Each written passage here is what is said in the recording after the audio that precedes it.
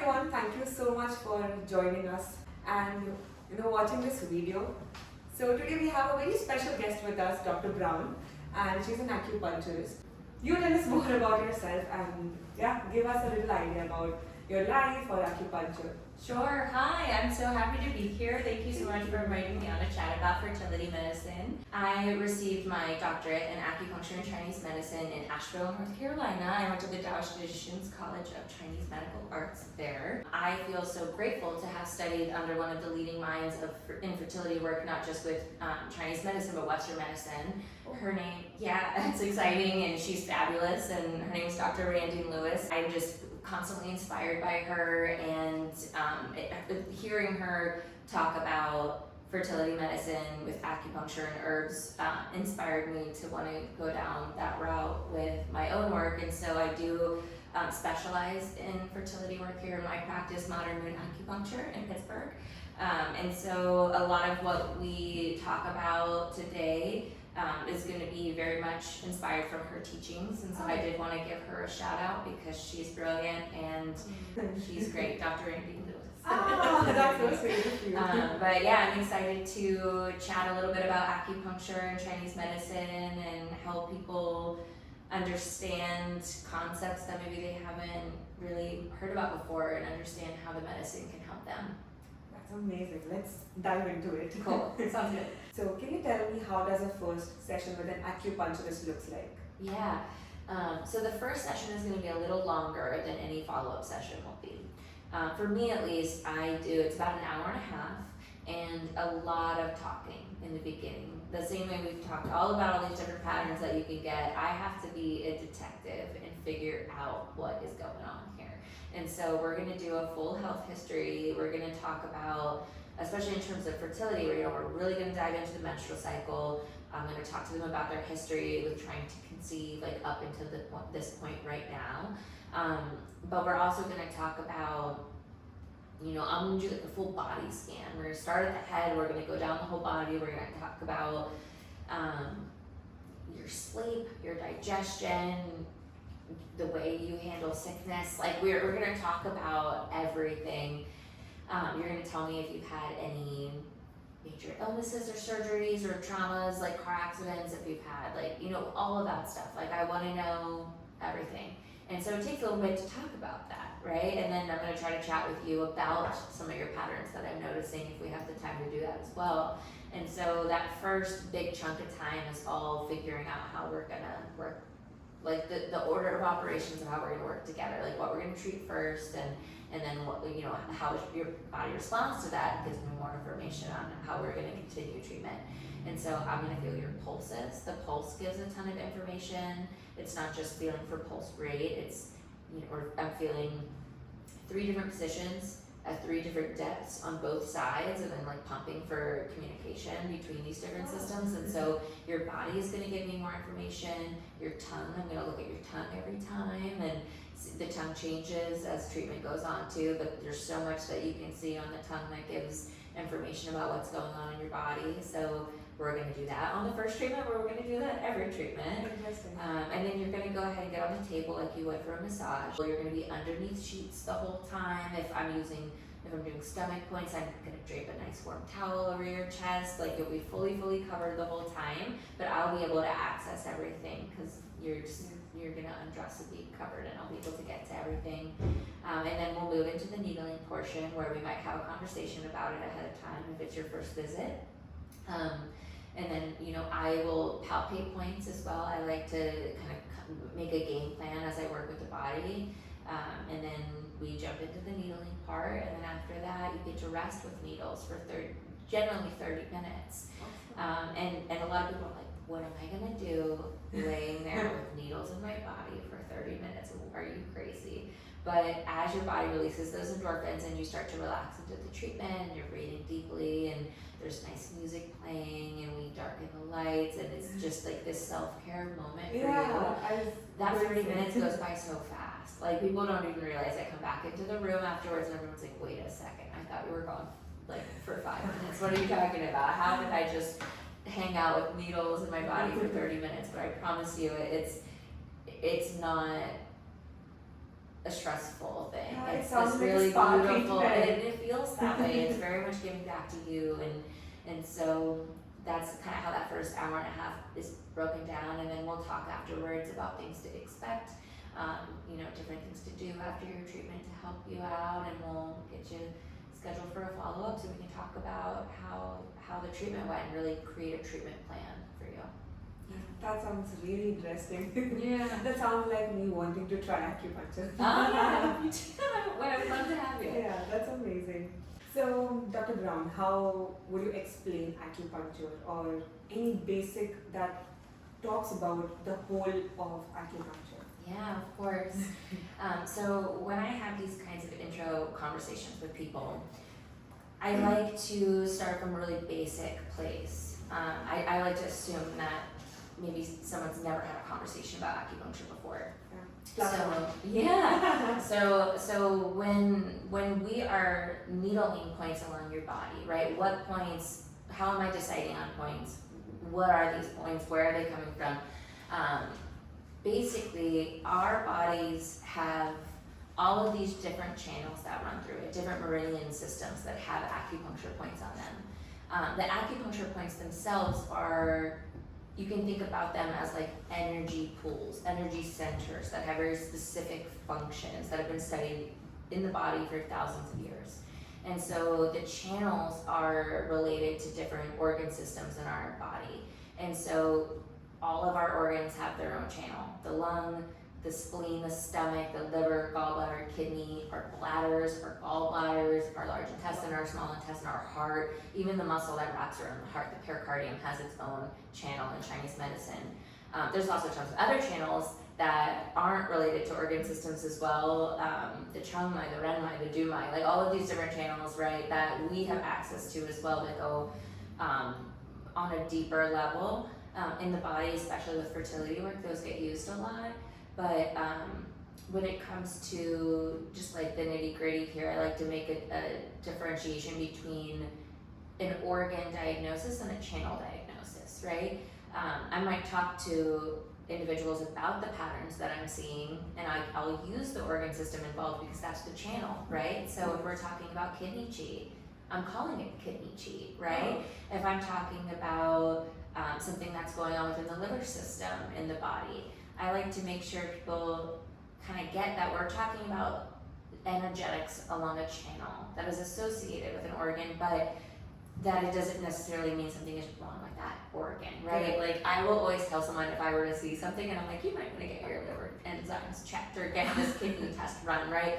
But 9 times out of 10, that's not what I'm talking about. I'm talking about the chi, or like the energy within the system, or a fluid system that may or may not need some assistance within an organ channel perspective. And so that's just a little Acu 101. Like we have all these points along different channels that are related to different organ systems in the body, and we're able to like gently manipulate energy that might be out of harmony within our body using acupuncture, using herbal medicine and different techniques. And so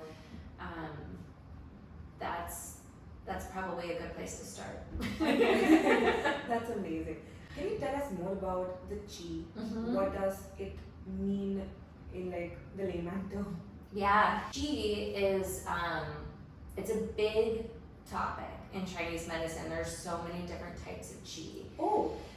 So we're not going to be able to get into like the million different kinds of chi that run through the body, but in terms of this conversation, chi is a vital substance in our body, and the body uses it to send different channel systems moving in a specific direction, right? So there are certain systems that you might want the chi to descend for.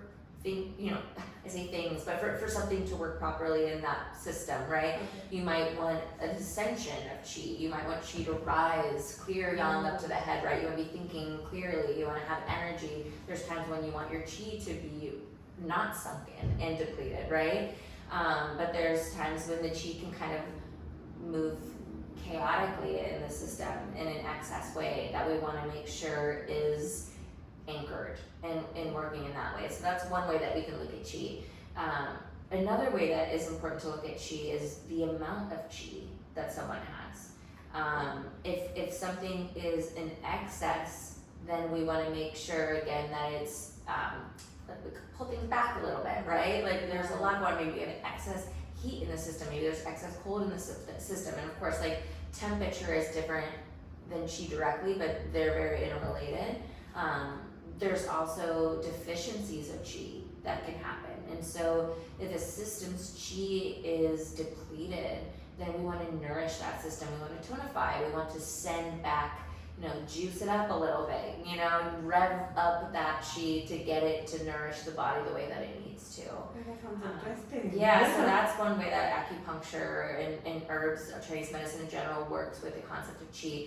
I also like to explain chi as one of the many like invisible sources of strength within our world, right? Like people are just like, what is chi? Like chi doesn't, like I can't see that. That's not blood running through your body. That's not like your nerve system, right? Like how do you explain chi? And I think we could say the very same thing about the wind. It's a big source of energy in our world. You can see the reaction that everything can have to wind, but you can't actually see wind. Same with like our electrical system, right? Same with Wi-Fi.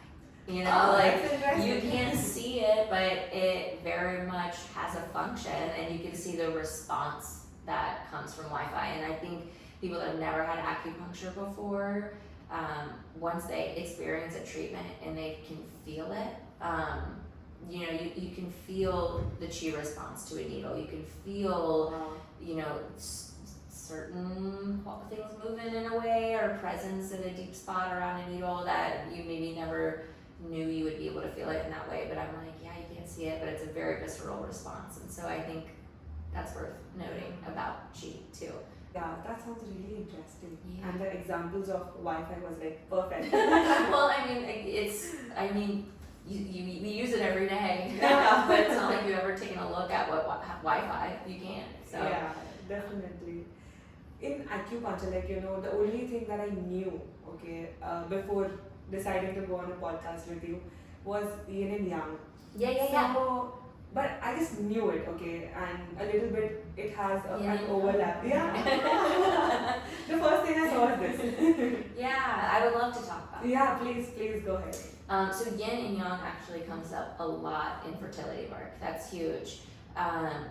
The best way for me to explain yin and yang from a physical perspective is to talk about it first in a broader perspective with our world, the world we live in. If we can make associations to what yin and yang mean outside of ourselves, it makes it easier to make those associations within our bodies.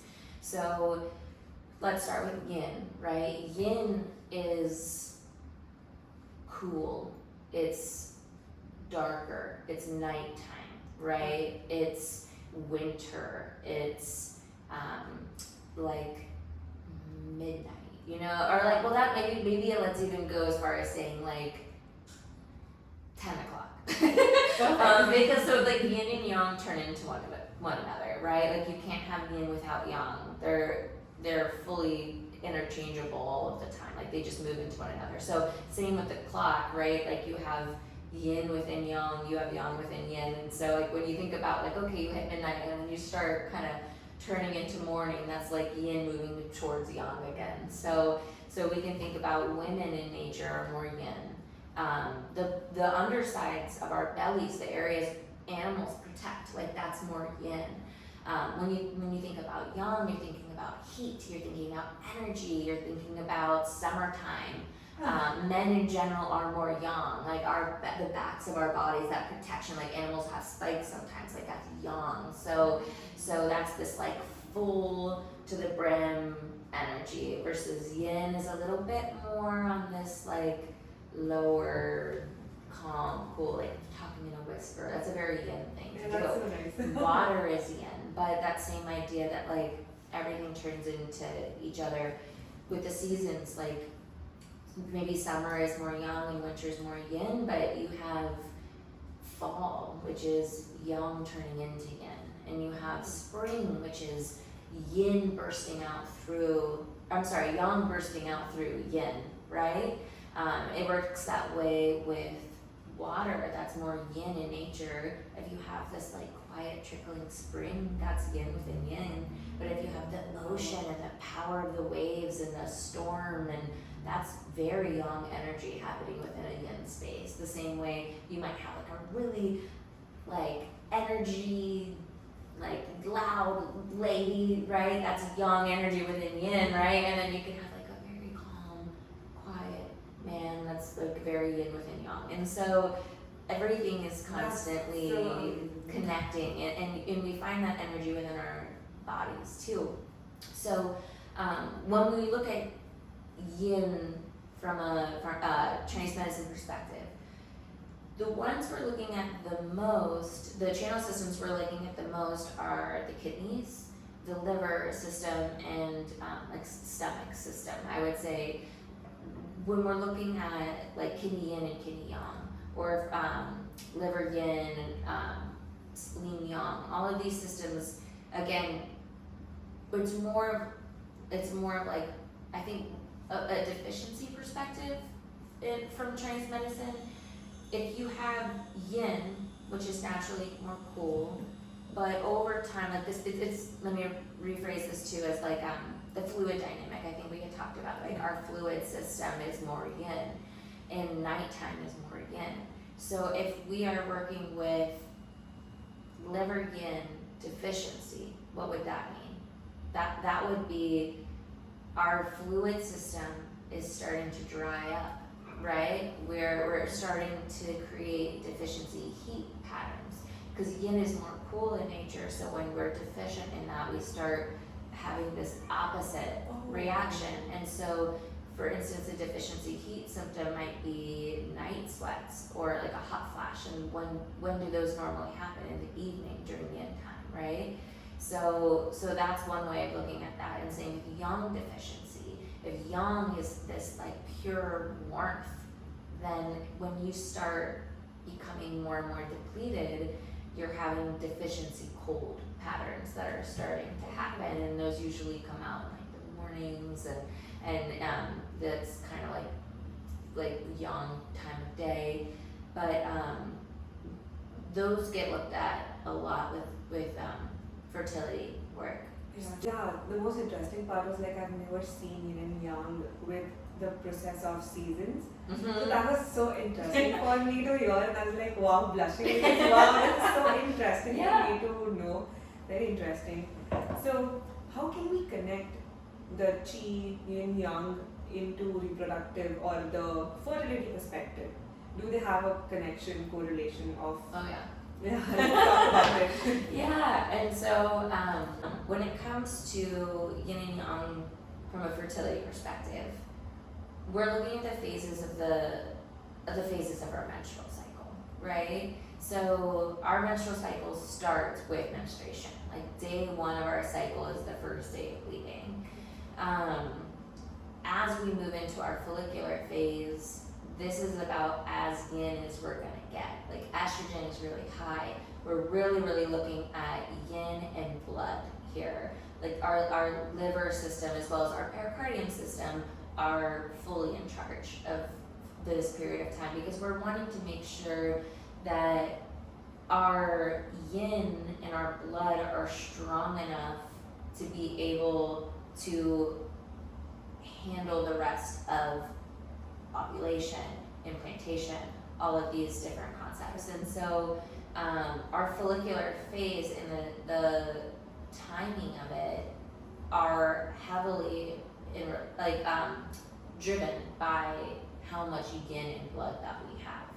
And so as we move into ovulation, then we're looking at, you might like this too, the same way you can think about menstruation as like a new moon time, right? You can look at ovulation as like full moon time. So like full moon, the energy is at its peak, everything is like really, really strong, estrogen's at its highest, and your body is able to then use all of that energy to release the LH, right? You have the the follicles that are like releasing the egg, like everything is ready to be receptive. Everything is ready to say, hey, is this miracle going to happen right now or not?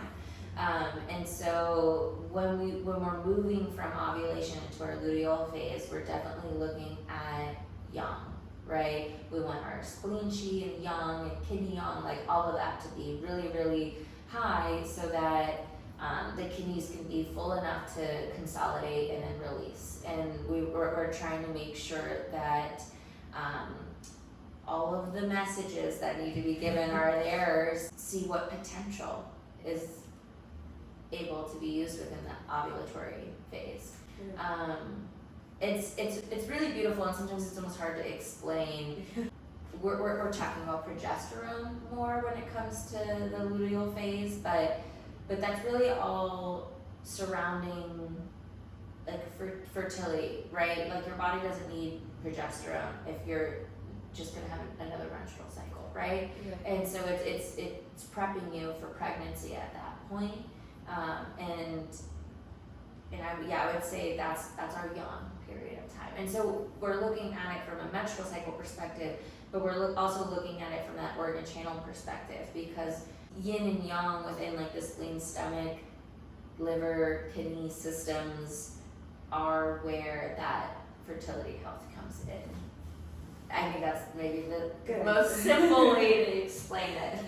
Correct. Tell us about what does a healthy menstrual cycle looks like? Yeah, totally. I mean, there's so much. So, when they're bleeding, if they're having a short cycle, a long cycle, how many days they're bleeding for, the color of the blood, if it changes throughout. Most of the time, someone's not going to have the same color blood the whole time, right? You might start with a different color blood. It might peak to a certain color blood, and then it trails off to another color blood, right? So I want to know all those details. I want to know if there's spotting. I want to know if there's clotting. I want to know how big or little those clots are. I want to know like what day they might have ovulated on, if there's someone that tracks their ovulation, whether in a fertility app on their own or if they're using LH strips or something like that. I'd love to know all of the numbers if someone happens to already know that, because maybe they're working with a fertility doctor. Obviously, if someone's not and they don't know that information, that's totally fine, but like that might be more details for me. I love them. So if someone happens to know what their LH is at, like their AMH levels, like all of that stuff, I want to know FSH, all that good stuff. If someone has menstrual cramps, what kind of pain they're having, where the pain is that they're having it. Let's see, I mean, there's so much information. Okay, so let me get it down. I'll ask you pattern by pattern. So can you tell us about what the menstrual cramps tells about a person? Let's do that. So say someone has all over their cramping before their menstrual cycle starts, right? And then as soon as they start bleeding, everything goes away and they're feeling much better. That's a sign of liver chi stagnation for sure, especially if it's all like lower abdominal. Maybe you have breast tenderness at the same time, tons of irritability and frustration. That pattern is very much a chi stagnation pattern. Now the liver gets kind of grouped into the menstrual cycle all the time because it's liver blood that we menstruate, and so especially when dealing with hormones in general, like the liver system is always going to be a part of it. But when it comes to, let's say, like lower back cramping, then that's giving more information that there's like a kidney chi component going on here. Say there's the type of pain, like dull aches versus sharp stabbing pains, like that all gives more so information. Different type of pains also talk different about what is going on. Yeah, and so it's not like one thing directly means one other thing, right? There's often overlap between patterns because we're all human, right? So no one just has this. Everyone always has this with a little bit of this and a little bit of this, and just their specific picture is their specific picture, right? But so you always have to take into consideration, like, okay, maybe someone has sharp pains, and that could mean cold in the uterus, but it could also mean just lots of blood stagnation, right? And so if someone has damper blood stagnation, that's gonna be a really painful type of pain, right? So one thing doesn't directly mean that it's definitely something Definitely. else, but once you get a bigger picture and you talk about all of the other things, you're able to connect patterns easier because you've had all these bigger conversations too. So, can you explain me what dampness or stagnation would mean? Yeah, for sure. So damp is another one of those things that we look at the same way. There's like chi, blood, yin, yang. Damp is an excess pattern, and so it's usually found due to like an underlying chi deficiency. Most likely spleen stomach is the culprit there, and so the spleen is responsible for transporting our fluid dynamic. It also builds the blood in our bodies, and so there's tons that the spleen has to say when it comes to the menstrual cycle too. But with damp stagnation, damp is similar to phlegm, right? So phlegm is sticky, it's turbid. Dampness is like kind of like before phlegm, right? And so if someone has dampness building in their bodies, it's gonna bring on accumulation. And stagnation too, it could be like damp stagnation, it could be chi stagnation, it could be blood stagnation. There's different kinds of stagnation, but when we're dealing with stagnation in the lower abdomen, a lot of times we're looking at fibroids, we're looking at cysts, we're looking at clotting, blood clots, we're looking at PCOS, we're looking at endometriosis. Like all of these types of conditions are usually blood damp stagnating patterns, and so we would want to make sure that we are clearing the body of that, right? We want to transform dampness, we want to get rid of it, we want to move blood stagnation, and I use that with Chinese medicine all the time, and I have conversations ahead of time with people too, because I'm like, hey, okay, we already know that you deal with some clots here, maybe someone had a miscarriage or something, and there's like leftover stagnation, right?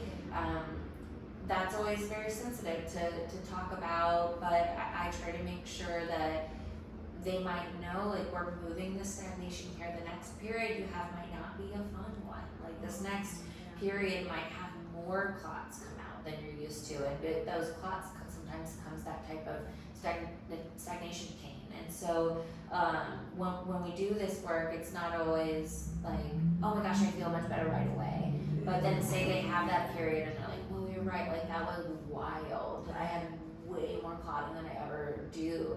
And then all of a sudden the next cycle they're like, wow, like I didn't have nearly as much pain, or I had way less clots, or like this is so different now than it was before because we were able to like get rid of that. And so that's really interesting that the post miscarriage there will be a stagnation, and that acupuncture can help remove that excess stagnation. That is so and chi deficiency too. I mean, the body goes through so much with that, right? That we really need to nourish the system. And a lot of times we're simultaneously doing a lot of grief work at the same time, and so there's an order of operations, right? And you have to kind of listen to your body and say, like, how can we do a dance here to make sure that we're not only working on like a physical stagnation, but we might have to work on an emotional stagnation. That's a part of this presentation too. Totally. So I'll come back to the menstrual cycle. Yeah. I realized, okay, I asked another question. It's okay, I do the same thing. As I'm sure you can already see, it's sometimes hard for me to stay on. No, that's me too. So, can you tell us about spotting? Yeah. What does spotting tells us about our cycles? Yeah. Well, I think when I look at spotting, it doesn't even have to be when they're spotting. It's more that there is spotting, right? Oh. And so maybe you have ovulatory spotting that happens mid-cycle. Maybe you have spotting before your period starts. Maybe you have spotting as your period trickles out and you spot for a few days after. No matter what, we're looking at that spleen system again, because the spleen not only builds the blood, but it holds the blood. Like the spleen is responsible for holding everything, like holding our organs in place, holding our blood where it needs to be. And so when you're spotting, there's a spleen chi deficiency going on. And so we want to make sure that we're addressing that relationship with spleen blood to make sure that we're nourishing that system so it can hold the blood properly. But there could be a little bit of a mix between that spleen and liver system going on. That happens all the time, or there's the combo deal between like liver and spleen and the menstrual cycle stuff. And so like if there's a lot of like really pink spotting, then I think we're definitely looking at that spleen stomach growth element. And if we have a lot of darker brown spotting, then it's showing that there's definitely this liver gallbladder wood element relationship to that spleen chi deficiency. So like if I have to understand as somebody who does not have an idea about Yeah. the spleen or the liver or the kidney functions, Yeah. so how do I understand that? So is it like so how serious the spotting can be? Like Yeah. does it tell me that my body needs a fix? Does it tell that my hormones are not in balance? So it's definitely it's something that heals pretty quickly. That mechanism isn't something that's like deeply rooted. Okay. Unless someone, I would say if someone had a spleen chi deficiency that was so chronic that it started turning into more of like a spleen chi sinking situation, then we're starting to look at like prolapse conditions, right? So when there's organ prolapse, like uterine prolapse or like even hemorrhoids, I mean that's like kind of a more gentle way of looking at it, or like in pregnancy I see like placenta previa and things like that, right? So that's another layer down, and so we would be really heavily nourishing the spleen system in that regard. So, can placenta previa be a reason of the spleen? Yeah, I work with that all the time. Oh, really? I've had a lot of great success working with placenta previa using Oh, that's amazing. heavy spleen chi tonification, spleen yang tonification, spleen yang formulas that are safe for pregnancy. So I have a very dumb question, okay? You know, if somebody comes to you, okay, and they till now don't know that they have placenta previa. Yeah. Okay, could you predict that scan maybe happen? Asking if can someone avoid placenta previa? Yeah. Of course. They can? Oh, wow. So it's fully within this like spleen system in Chinese medicine, right? So if you have a strong spleen stomach channel system, like again, it's not like we're looking at the spleen as an organ here. We're looking at the spleen chi in the body. And if someone is doing things within their life that are promoting a healthy spleen stomach system, then it could definitely help you avoid that happening. Oh, that's you know, and then if say you do have spleen chi deficiency, well, most of us do, you know what I mean? Like, and if you're coming in to utilize Chinese medicine during your pregnancy, and I'm noticing that you're someone that maybe tends towards spleen chi deficiency, maybe I've worked with you already, and you got pregnant and you know your patterns, maybe you're pregnant and I'm meeting you for the first time and we're figuring out your patterns through consultation, then I'm gonna know, okay, let's really work on spleen chi now, and then you can 100% avoid that, right? Yeah. That's amazing. Yeah. I never thought something like this would exist. Yeah, and say it happens, we can treat it. Wow, that is, yeah. The earlier you know, the better though, because the placenta takes time to move. Yeah. And so I would say, if you can find out weeks 32, then we have tons of time to work on this. If you come to me week 36, Yeah, 1 or 2 weeks might not be enough time to work on this, Definitely. especially when I might need to move like a couple inches. Yeah, definitely. Because when I was working with, because I am a prenatal teacher, when I was working with females with placenta previa, I could say that it's a little bit struggle because you're restricting so many movements. You're not supposed to do lower movements because you don't want to put a lot of pressure down there. Yeah, and most people want to avoid a cesarean if they can too, and that stress. Exactly, adds to and the the stress, picture. exactly. So just knowing this fact that you can prevent or work towards placenta previa, that's interesting. And I know we probably went off topic again with more Yeah. but I mean that happens with this, yeah. right? There's no way not to circle back around with Chinese medicine. Yeah, oh god, yes. So can you tell me if acupuncture can help with ovulation, or if somebody is trying to get pregnant, how can acupuncture help with it? Yeah, for sure. working with the cycles is really important. The follicular phase of the cycle, that like tonifying the yin in the blood, is really, really important for people because we want to make sure that the egg has as much time to mature as possible. And that happens during this follicular phase before it's released with ovulation. And so if someone is yin deficient and they have these deficiency heat signs, right? Or maybe they're blood deficient, and they have a short follicular phase, then that might not give enough time for the egg to mature enough for a healthy implantation.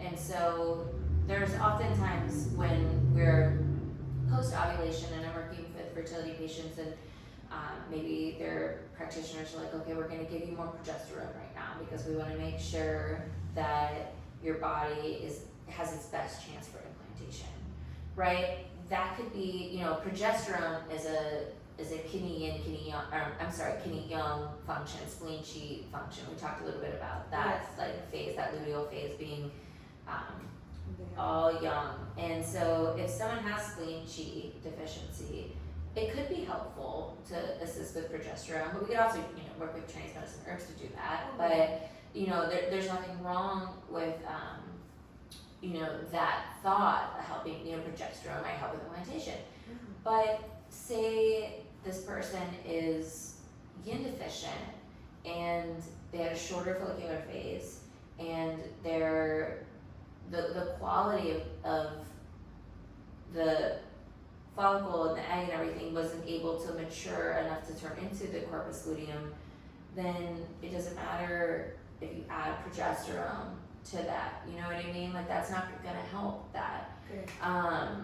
So we need to look at the phases of the cycle, we need to look at people's patterns and work with them individually and not just say, okay, this is the cycle we're in, you're having a hard time with implantation, let's throw this at it, right? And progesterone also can be damp and it can be chi stagnating. So if someone already has dampness and their chi is stagnating, then we're just kind of fueling that more.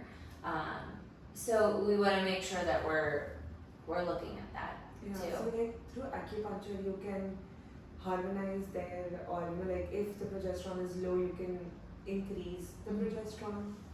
Right, if that's something that someone needs. I mean, there's definitely that's times possible. too where like we're working with estrogen, right? Like if someone has lower levels of estrogen, then we would need to be like nourishing that system. If someone has estrogen dominance, which you know, especially if someone has some of those other stagnating conditions, like I think we were talking about like fibroids or endometriosis, you know, and if we're throwing estrogen dominance on top of that, it can make that system worse. It can exacerbate those conditions. So there's sometimes where, you know, someone has too high estrogen and we need to lower that. And there are some foods that can be helpful for both progesterone and estrogen as well. So, for instance, if we need to kind of metabolize too much estrogen, dark leafy greens are fantastic at doing that because the liver, you know, has to process all of this estrogen, and then the liver is able to kind of break that down through dark leafy greens, dandelion greens, cruciferous vegetables like whole crops like broccoli, cabbage, cauliflower. That's able to kind of spark this enzyme that breaks down estrogen more. And then in terms of progesterone, like if you're trying to find a food that you can eat to like help raise progesterone in your body, yams are perfect for that. Like I was reading about something and they were saying that if you're spotting 2 to 3 days before your periods, or in the luteal phase, if you have a little cold tendency of your body to, you know, like get your cold hand, like your body is usually cold, your feet are cold, your hands are cold, and you frequently pee a lot. Yeah. So all of these signs point towards low progesterone. So and that because those signs also point towards kidney yang deficiency Oh. Yeah, so that's just interrelated. Okay. Yeah. But like, If we can look at the luteal phase as Spleen Chi and Kidney Yang's phase, and so if we have that spotting, then we have that spleen Chi deficiency, and if we're having so I think we've also discussed that sometimes cold hands and feet doesn't always mean that, right? And so cold hands and feet could be from a stagnation perspective, especially if someone's like warm in the trunk here, but their chi is stagnating and it's not able to reach the limbs properly, then that's one reason that can happen, that someone could have cold hands and feet. But especially if it's happening more during the luteal phase, and they also have frequency to urinate, especially if it's like clear to light yellow urination and they're having maybe some fatigue at the same time, maybe they're have a lower libido. These are all signs that there could be a Kidney Yang deficiency going on. Yeah. Because just like you said, that luteal is the yang energy. Mm-hmm. So that now makes sense. Yeah. Now I can. Yeah, for sure. So if somebody is going through an IVF or an IUI, so can acupuncture help them in any way, or does it help in supporting the cycles? Yeah, acupuncture is fantastic with IUI and IVF support. I would say it helps for a lot of different reasons. You can look at it as acupuncture is going to help send blood to the uterus, which is we want blood to go to the womb as much as we possibly can when we're dealing with implantation, when we're dealing with pregnancy, but not just that. Like acupuncture can help with building that uteral lining. Acupuncture can help offset some of the side effects of all of the different hormones that you're taking during IVF. An oral contraceptive is going to bring on like Dampness stagnation. That's just going to happen. I mean, that happens with women that are on birth control pills for years and years and years, right? And I'm often having to think about that when I'm starting to work with somebody who is now interested in naturally conceiving, but has been on birth control for 10, 15 years, right? Like, or even 5 years. Like, that's an important part of fertility work too, is thinking like, okay, so we need to work through what this has done, right? And so to have as much opportunity for success with IVF, we're looking at getting as many follicles as we possibly can. So the action of that medication is going to be very, very drying and yin depleting. And so, especially depending on how long someone's been on it, like how often that has to happen. And so we're nourishing the yin, we're clearing heat, like there's a lot of, moving stagnation and nourishing that has to take place with that. And so, and again, those other medications like Clomid or Letrozole are going to be having this huge yang response, right? And so sometimes that can like stress out the body a little bit at the same time, right? And so there's a lot of like emotions that come along with taking all of these medications, and we want to make sure that we're not just, nourishing the areas that are getting depleted and moving all of this excess stagnation, but we're calming the shen, like we're keeping you in a state where you're able to relax as much as possible, and we're working on sometimes processing really harsh feelings of like despair and distraught, and like it can be really, really heavy because the liver is responsible for like all of our emotions as well, and like if it's processing and metabolizing so much of this hormone at one time, that's a lot on the body. And so when it comes to acupuncture helping the success rate of IVF, like there's so much testing out there now that says like, hey, you can increase your percentages by 75%. Like it's pretty wild. And it's really beautiful to work with the cycles and work with where you're at, with what stage are you at with your medications right now. We're making sure we're working towards that uterine lining getting as thick as we want it to be. We're making sure that we're kind of keeping up with what is this medication doing for you at this time. How can we help balance this in a way that's easier for your body to do? It is going to be a throughout process, right? Like from cycles to cycles of That's what I prefer. You know, it's common for someone to call our clinic and be like, "Hey, I have a transfer coming up in a week and a half. Like, when can I get on the schedule?" So you know that happens, and I always tell people, you know, if you can at least have an appointment as close to before and as close to after your transfer, or even like a retrieval, like that's going to be helpful for you. Now, in an ideal world of how I have seen the most success with acupuncture and fertility work is if we could have a few months together. That would be really, really, really helpful, because then not only are we able to work more closely when we're in the thick of it later on, but we've had time to work through some of these patterns that you might have first. So if we can make sure we're nipping some things in the bud early that could be a hindrance to the transfer being successful, or could potentially make you have a harder pregnancy, like why not work on that first before we like really get in there right before the transfer. So can acupuncture help with changing the quality of the eggs? Is that something acupuncture can do?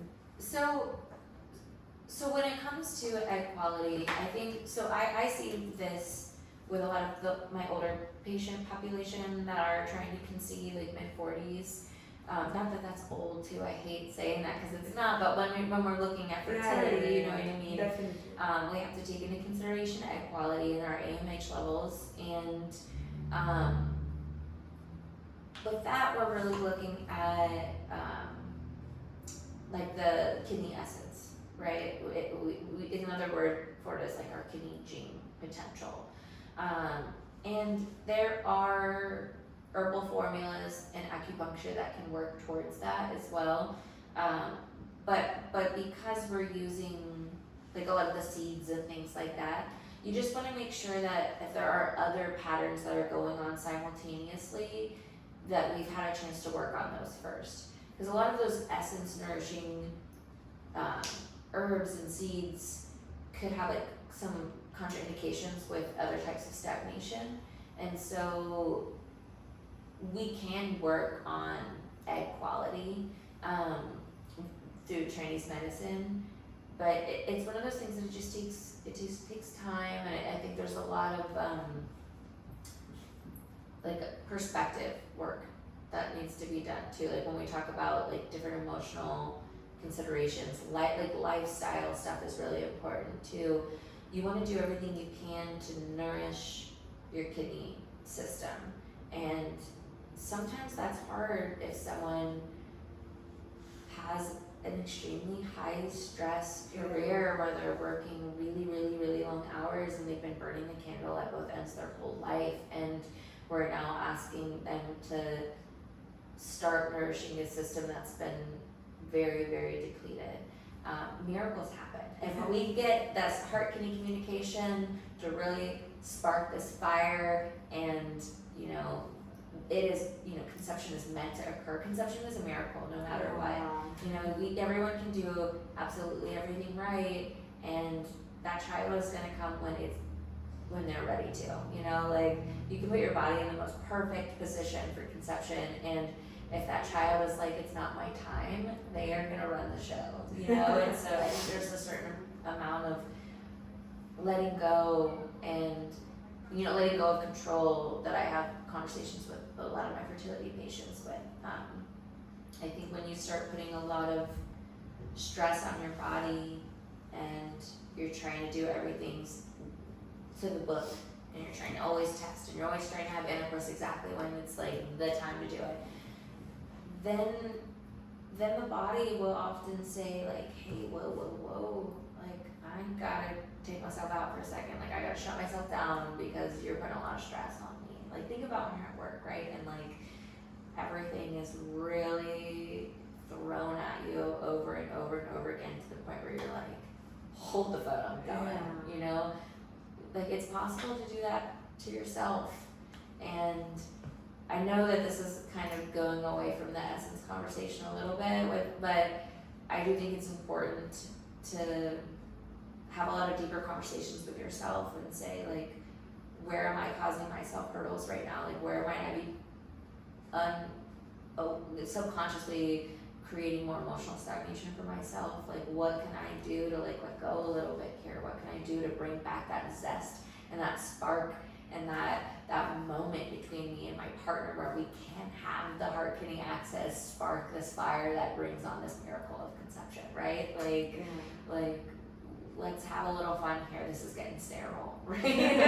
Like, yeah, you know, that's really, really, really important too. That's true. Yeah. But whatever you said made definitely sense. That's Chinese medicine. Yeah. That's the Tao, right? That's no straight path to anywhere. I swear. There's so much to know actually. There's definitely there. Can you tell us about any food that the Chinese medicine talks about to nourish your body if you are trying to conceive for females or males both? Anything that is warming, nourishing? Yeah, well, I think you just said it right. Warming and nourishing is super important. We've talked a lot about spleen chi deficiency here, and I think we live in a culture where we love to consume foods that weaken the spleen chi. So our classic unhealthy foods that we all love that can weaken the spleen chi, and there's nothing wrong with living a little, right? Like you can't put constraints on yourself all the time, and that includes with our diet. But I think, you know, if we're eating really carb heavy foods all the time, or lots of sugar, lots of cold foods, like, you know, ice cream is like the trifecta of spleen chi deficiency creation, because it's cold, it's sugary, and it's dairy, which creates dampness, right, in our system. And so limiting these types of foods is going to be really helpful. But also limiting some of our more classically healthy foods that we think are going to be doing us a service, like salads and smoothies and juices and things like that. Anything that's really cold in nature and hasn't had a chance to be cooked first can actually weaken our spleen chi system. And so I often will have people follow a spleen chi diet when they're trying to conceive, and that does include making sure things are warm, like either in the oven or on the stove, or even if you're trying to make like what I call a warm salad, that will be like, maybe my base is in a spring mix, maybe it's some rice or something, and then I'll have, you know, if you want to have some sort of green and you want to like cook up a little bit of spinach first, or even if you didn't cook up the spinach and you know at least the dressing is going to break that down a little bit more than say a spring mix or something that's not going to break down. Some people are sensitive to spinach though, so listen to your body. You know what I mean? Your body is going to tell you what you can and can't handle. If you're someone who eats spinach and then you have very loose stool or tons of gas, your body's not processing that correctly. But say you want to have all like your cucumbers and your tomatoes and your carrots and mushrooms or whatever else you want to put in there, kind of cook it on the stove a little bit first. Like you can create like a warm bowl salad, but it's just like our makeshift salad. But I would say nothing straight out of the fridge, right? Like instead of having like your classic sports day like veggie tray, you know what I mean? Like just trying to cook things first is going to be in your best interest. That is so amazing, because I guess 90% of the people are eating smoothies. They are like they're starting their day off every day that way. Yeah. And that's when we're trying to build up our digestive for the day. Digestive system, like our stomach time is in the morning, right? And so we want to make sure that we're warming that cauldron in our belly and allowing it to break down our food properly. If someone's naturally spleen chi deficient, it's going to take them longer to break down their food to use it than it would be someone that's not. And so there are people that have no issues in the world eating cold raw salads, right? Most of the time they live in warmer environments already where like they have that to help them, then maybe living up north, having that. But if you're someone that can, maybe you have tons of strong stomach fire and you can handle that, and you're like, I feel great, my energy's great, I'm not holding on to weight, I'm not bloated, I'm not gassy, like I feel fine, then that might not be your pattern. You might be able to handle that. But if you're someone that has a lot of spleen chi deficiency and they eat lunch and they crash, right? Like instead of having energy after fueling themselves with food, they're even more tired than prior to eating. Like that's a fantastic sign that you might have some spleen chi deficiency, because your body is having to work extra hard to break your food down and nourish you, and then what's left for you, right? Fair enough. So that's definitely something to consider too. If you are, you know, having a hard time with fertility, you can always at least, you know, give that a try and see if that starts helping your energy. You know? So we spoke about what to avoid. So is there something they can eat to nourish? Yeah. So congee is fantastic. You can make a breakfast congee, you can have a more savory lunch congee, but it's based on like a rice porridge basically. So when you've broken down the rice in that way to create this rice porridge, it actually does help the spleen system, even though it still is a complex carb. I would say making congee and eating that in the morning, whether that's like something that you put blueberries in and you have it be kind of like a fruit, like maybe add a little cinnamon and make it extra warm, or maybe you like make like you have egg in it and some cooked veggies or something like that to make it nice and savory. That is that's fantastic for building up that spleen chi, which is one of the biggest culprits when it comes to infertility. So Amazing. yeah, That's amazing. And I have seen so many stuff, you know, I've even told you about. So like, I wanted to know if it is a myth or a fact that goji berries and red dates are a great source of food when somebody's trying to conceive. So yeah. can you tell us about those? Yeah, so that is one of those like myth and fact things. Okay. You know, it's tricky because sure, those can be absolutely helpful, but if you have a lot of stagnation, then you might not be ready for goji berries. Like if you have a lot of spleen chi deficiency, you might not be ready for goji berries because they can stagnate more, right? So it's tricky. Like you want to make sure that you are in the position to be able to handle it.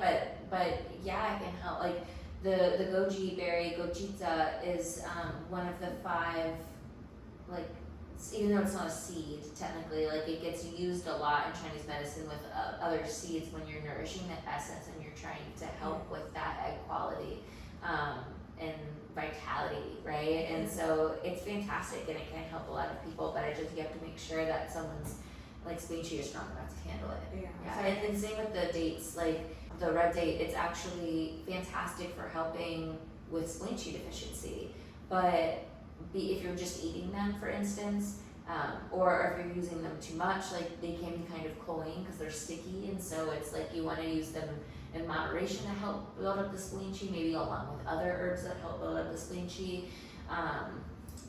and making sure that it's not something that's like ultimately going to maybe create dampness. So So I guess once somebody has a doubt, they can just come to you, and then you can just reach out to monitor. Yeah. Absolutely makes sense. So if somebody wants to go for acupuncture, okay, but if they're scared of needles, so can they still take treatments? Yeah. So that happens a lot, I think, where I'll chat, like I'm meeting someone for the first time, and I like to ask them, you know, if they've never had acupuncture, are they excited, are they nervous? Like I kind of like to gauge where they're at, and it's very common to hear people are a little anxious about the needling part. I think as a culture here, we're used to needles being something that we've had experience with getting a shot or like a vaccine or getting blood drawn for a test or getting a tattoo, right? Or or maybe IVF work. That's a lot of the experience that people have with needles. Those needles are super big gauge needles, right? They're hollow on the inside. They have to transform a fluid in or out. So basically, you will feel the needle because it's so big, right? Or it's going into an area that, a vein or whatever. It's almost the opposite with an acupuncture needle. It's not hollow. It's so tiny you can barely see it. It's about the same thickness of a blade of hair. So if I were to put it in the light in a certain way, you might not even be able to see it. Wow. Yeah, and so we're not bringing in. There's nothing inside of it, right? We're not taking anything out. We're not putting anything in. It's just this tiny itty bitty needle, and so 50% of the time people don't even feel me insert the needle at all. You know, like it's very common for a first treatment someone to say, wait, did you already do it? And if you do feel it, it's like the tiniest prick for just a split second. Maybe it's on an area that has like a thinner skin, and so, but that prick that you feel is still nothing compared to some of the other experiences. Yeah, it's like, I mean, okay, but then you go back to not feeling it anymore, right? And so, yeah, I totally understand the needle anxiety thing, because even as an acupuncturist, I hate getting my blood drawn. I do. I have to like relax my body, take deep breaths, like figure out ways to just take tension out of my body so that I don't notice the pain, because it does. It is painful. It's not fun. Acupuncture is not painful, and it is fun. Like your body releases tons of endorphins so that it can bring you down into this really deep relaxation space. The same way when you go to sleep at night and your body goes in to heal itself when you're sleeping, your body has to elicit that same type of response for the communication to happen that we're asking for it to with acupuncture. And so people fall asleep all the time during acupuncture. People meditate and have really beautiful, like Zen-like experiences, because not only are they feeling that chi that we talked about earlier, these really interesting, like beautiful sensations, these subtle sensations, but they're also, their body's just releasing all of these endorphins, and they're laying there and they are getting in like an acupuncture buzz. And so even though, you know, you're like, I don't know how I feel about the needles, like once you realize that you don't really feel them go in and you're starting to relax and feel blissful, I think the needle anxiety goes out the window. And the next time I see them, they're like, I'm so excited to get acupuncture again. So I say it's just one of those things that you have to kind of take a leap of faith and try. That's amazing. Yeah. Just the sound of it is also so nice. Yeah. I had like a very basic, like there's also something very similar like acupressure, and like what is the difference between acupressure and acupuncture, and if they're even similar or they just sound similar? So, can you tell me if acupuncture is different from acupressure? Sure. So it is different, but there's some similarities to acupuncture and acupressure. Pardon me. Acupressure is about utilizing like your fingers or maybe a different object or something like that that's not an acupuncture needle to try to bring on the actions of a point, like at a specific point, right? And so I find that acupressure is only successful if it's done by someone who has a lot of chi in their hands. So someone that maybe teaches qigong and like has tai chi, has been like doing their own work with their chi, because I mean, you could still have benefit from acupressure, but it's not going to be anywhere near what you would get from acupuncture. Like when you're using acupuncture and we're using the needle as this conduit, the body understands that, and you'll have a very, very strong reaction where you're able to listen to what the message is of that point and start the action. When you're putting pressure on a point, I mean, you're not necessarily getting an acupuncture treatment every time you get a massage, right? Like you can be putting pressure on points, and maybe like if you do, you know, hold this point down, you might have help with like a headache calming down. That's like a classic one. Or, you know, you can wear those bands at this point that can help with nausea, right? Those are common areas for acupressure, and there can be some help, right? But just touching and putting pressure on a point doesn't necessarily have as strong of a reaction as needling a point, unless someone, like, there's also a different way. Sometimes if I am trying to help someone do acupressure at home for a point, I try to help guide them to send their chi into the point and not just putting pressure on the point. Like sometimes it's a very subtle difference, but I will like put pressure on a point and say like, hey, what are you feeling right here? and then I might back off my pressure a little bit and send my chi there. And as a practitioner who works with chi, right?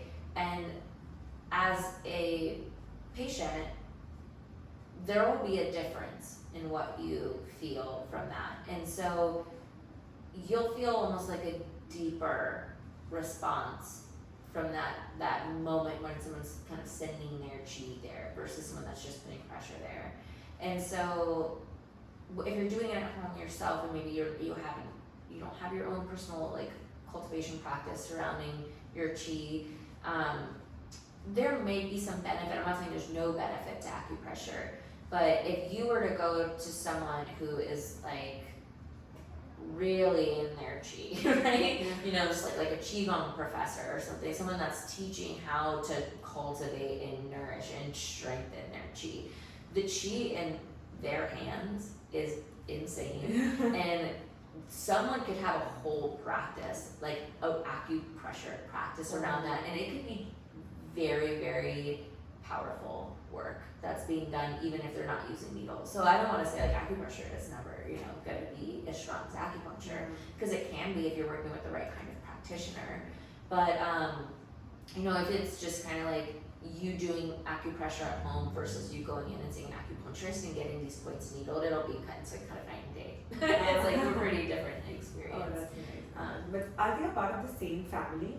Yeah, because you're still putting awareness into an acupuncture point. Yeah, so say like this point right here, if I were to needle this point, you'd have a very, very strong response. If you're doing acupressure at this point, you might have a small response, but it's not going to be the same as having the acupuncture done there. You got it. That makes a lot of sense. Yeah. Acupuncture can be used to manage labor pains. So, fact.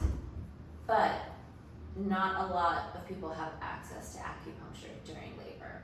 So, that makes it tricky. Okay, so they can manage their It pain? can manage labor pains, but most hospital systems don't have acupuncturists on, so that could be a cool thing to change within our medical system. Yeah, that's interesting. So let's talk about some myths and fact of acupuncture. Okay, so lotus seeds are used in traditional Chinese medicine for calming the mind and supporting fertility. Fact. Like it can help with your sleep, it can help with like calming Shen and helping you with relaxation, but it also helps with that kidney essence, which is going to help with the egg quality as well. And it can help with men's health as well. Oh, that's interesting. So many benefits. Yeah, so many Yeah, that's great. We can do this way as well. That's totally great. Next one, cold plunges are great for female body. myth. Can you tell us why? Sure. So there are some benefits to cold plunges here and there, but at the end of the day, we really want to make sure that we're keeping warmth circulating, especially with women, especially with fertility. We want warmth to be circulating and warmth to be going to the uterus. And so when you are doing a cold plunge, you are kind of shocking the system, and it's trapping cold, right? And so we're gonna have to warm that back up anyway. So might as well cut it out. That's great. So would the cold plunges be great for men? I mean, there's positives to cold plunges within the immune system, even here and there, but it can also it's one of those like back and forth kind of conversations. I think general Chinese medicine likes to steer you clear from too much cold exposure, whether you're a man or a woman. But I just think it's one of those, it's like a hot topic. I mean, but there are people that are also having really great results with cold plunges. And so the same way you can't treat anyone with one particular thing, it's like everybody's body in particular is going to respond different based on their own patterns. And so when it comes to fertility, most of the time we're dealing with these deficiency patterns that are present, which you don't want to cold plunge. Raw salads, smoothies and juices are great for females who are trying to conceive. That's meant.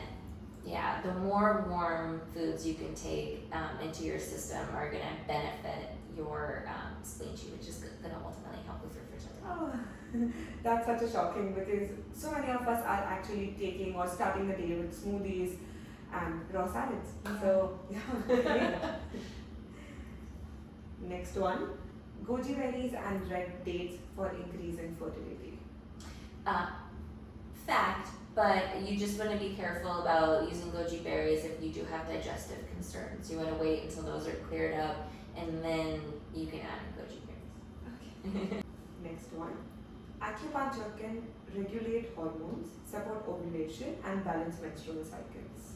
All fact. Yes, 100%. Now that we know. And to know about this, people will have to go and see the podcast. Yeah.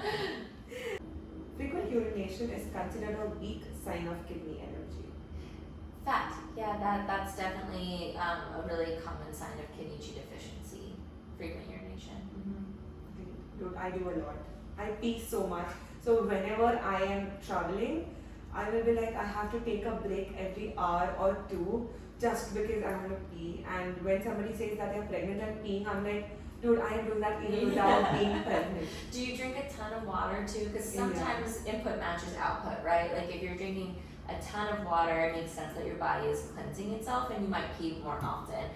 So there are times when people feel like they're not drinking that much and they still have to pee all the time. And So I guess I'm in the other half because I drink a lot of water also because I'm always talking, taking classes. Yeah. So yeah. Yeah. Okay. That doesn't necessarily mean that it's in response to kidney Chi deficiency, but I would say, if you're someone who is waking up a lot throughout the night to urinate, like they're peeing like every hour throughout the day, or maybe even more, then like that could be going on, and we want to dig into that a little bit. I'm gonna ask you some other questions to see. Yeah. That makes sense. Great. Now, there is so much of curiosity that has built in me that I would want to know so much about. But I feel everyone who has watched the podcast should feel the same way, because there's so much to learn. We did not have a lot of time to cover the menstrual thing. I realized later on that what does the blood color talks about. There's so much too. That's the thing. It's like I can't really get into the patterns. Exactly. And there's so many patterns in Chinese medicine, but like taking the time to try to talk about all of them, talk about the organ systems, right? Like talk about the archetypes. What is the spleen archetype? What's the liver archetype? Like what are these signs in your body? Like that's a whole other podcast. You know what I mean? Like getting into like all the specific menstrual cycle like details and what that means. Like, I realized the minute we started talking that we could just it could have been like episodes like one episode on menstruation. We could have episodes. That's so much detail into it, and just that 1 hour of fitting everything wouldn't fit in. So even I did not further prompt the menstrual questions because I realized it's too deep. It would be too deep, and that's why I asked that question too about like. Because it is very interesting, just like in India we have Ayurveda. It's very deep, like you can go hours and hours understanding about, and there's a lot of overlap in traditional Chinese medicine and Ayurveda as well, because when I was listening about it, there's so much closeness, checking the pulses, checking the tongue, the Yin Yang, like in that we have Shiv Shakti, two energies, male and feminine energies. Yeah. So there's a lot of stuff and it's interesting, very interesting. Yeah. Me too.